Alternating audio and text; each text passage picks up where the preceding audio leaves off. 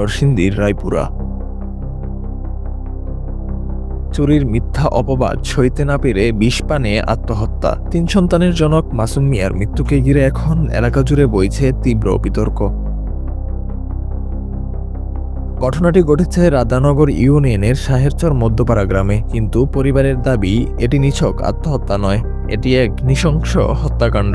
নিহতের মা, স্ত্রী এবং স্বজনদের অভিযোগ, নিজ চাচা ও চাচাতো ভাইয়েরা মাসুমকে চুরির মিথ্যা অপবাদে গাছের সাথে বেঁধে বেধড়ক মারধর করেন। এরপর তালা ঝুলিয়ে দেন মাসুমের ঘরে।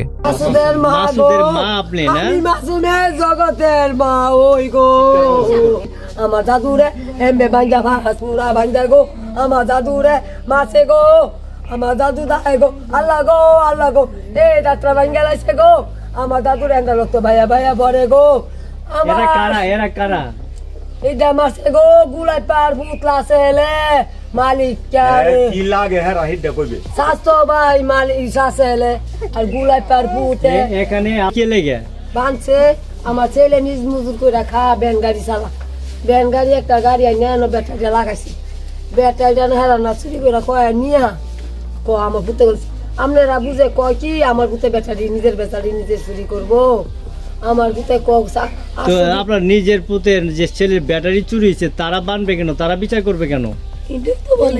আমার বাউরে পুতে কইছে লাশের মেয়ারে কইছে বাইরে তুই চুরি করছো।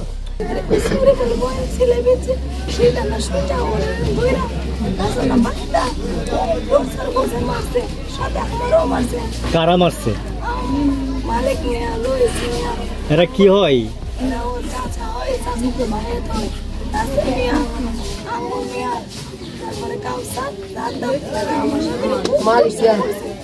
অপমান আর নির্যাতনের যন্ত্রণায় শেষমেশ বিষ পান করে জীবন বিসর্জন দেন তিনি। তবে এখানেই শেষ নয়। এলাকাবাসীর দাবি, মৃত্যুর পর লাশ বাড়িতে নেওয়ার সময় বাধা দেন ওই চাচারাই।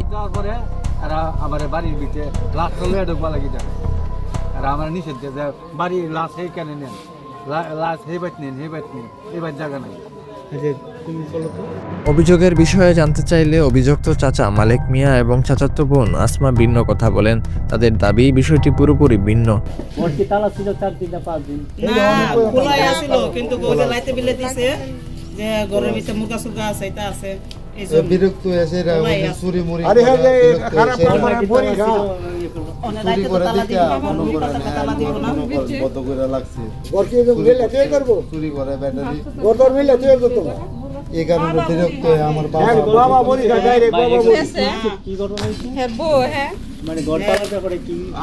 আমি জানি না, আমি তালা দিচ্ছি কালকা বের করছে।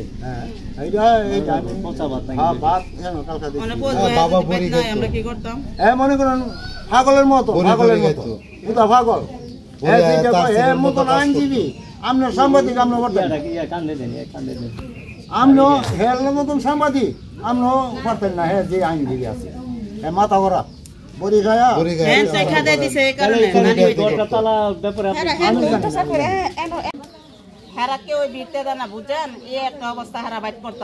আচ্ছা এবারে মানুষগুলা কোথায়?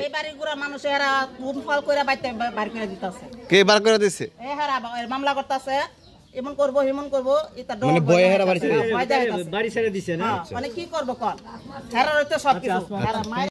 এখন প্রশ্ন, সত্যিই কি মাসুম আত্মহত্যা করেছেন, নাকি মিথ্যা অপবাদ ও নির্যাতনের আড়ালে লুকিয়ে আছে অন্য কোনো রহস্য?